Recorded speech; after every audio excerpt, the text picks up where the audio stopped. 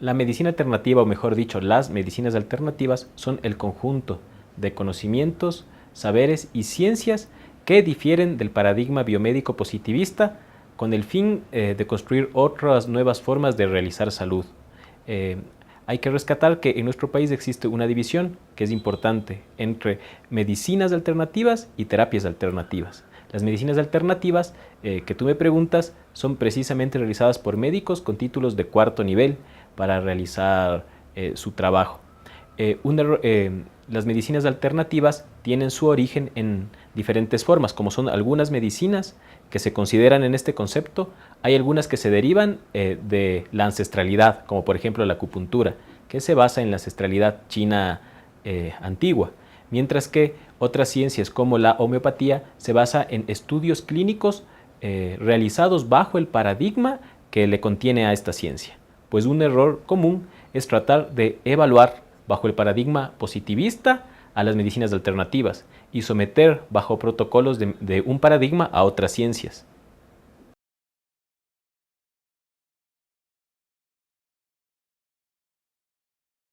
Bueno, en primer lugar hay que decir que en la Ley Orgánica de Salud, en el artículo 192, ya se reconoce a las medicinas alternativas como medicinas de especialidad.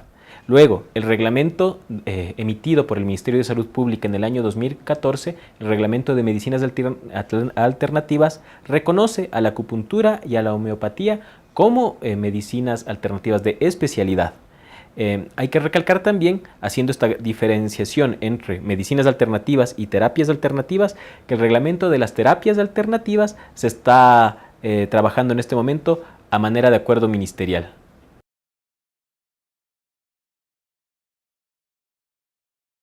En la actualidad, la importancia y beneficios de la medicina alternativa son muchos. Yo creo que comienza porque devuelve el protagonismo al individuo en la construcción de su salud. Es decir, la salud no es una dádiva que las personas o un fármaco o un médico le van a dar, sino que plantea actos integrales en su vida y decisiones para que vaya construyendo su salud. Es decir, empodera al ciudadano de su salud. Otro beneficio, algo importante dentro de la comprensión conceptual de la medicina alternativa es que está consciente de la dinámica corporal. Es decir, las medicinas alternativas saben que el cuerpo humano, como una creación perfecta, tiene una capacidad de autorregulación, que en muchos casos nuestro trabajo es acompañar a la autocuración, que es una verdadera curación y no es solamente el ocultar unos síntomas o una sintomatología que sean molestosas para el paciente. Es de entender al ser humano de una manera integral, no solamente como un fragmento o como un signo vital.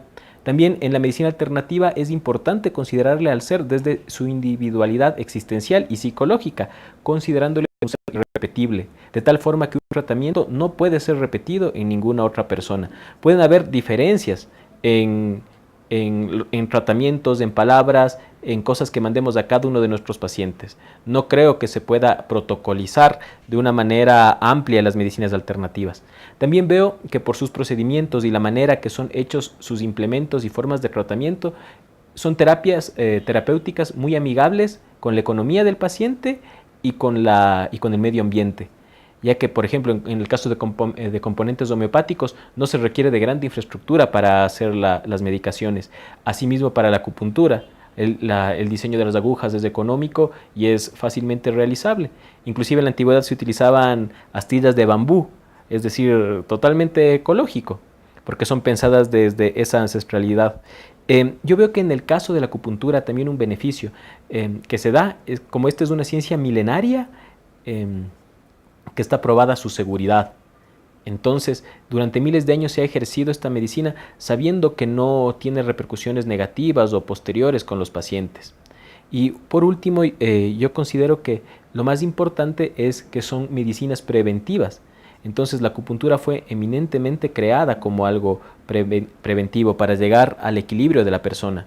Entonces, yo creo que la aplicación y el fomento de estas medicinas en la actualidad inclusive puede ser una estrategia económica, porque vamos a tener menos personas enfermas y vamos a reducir el consumo de fármacos.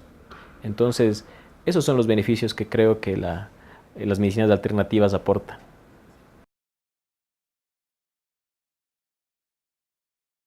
La medicina alternativa ve al ser humano en su integralidad, no trata de dividirlo en cuerpo, mente y espíritu, sino que abarca las dimensiones del ser humano y en ellas trabaja.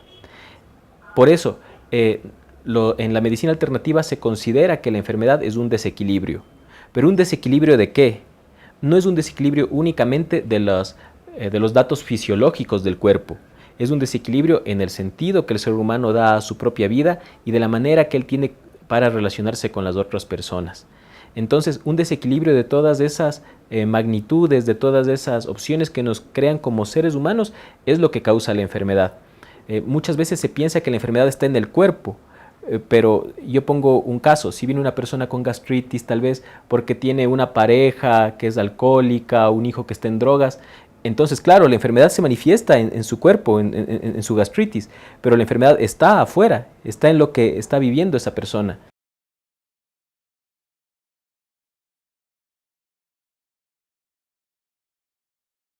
Ambos paradigmas son perfectamente complementarios. O sea, un paradigma científico es la forma en que eh, determinado grupo, determinadas personas, élites del conocimiento, aceptan premisas científicas para elaborar una ciencia.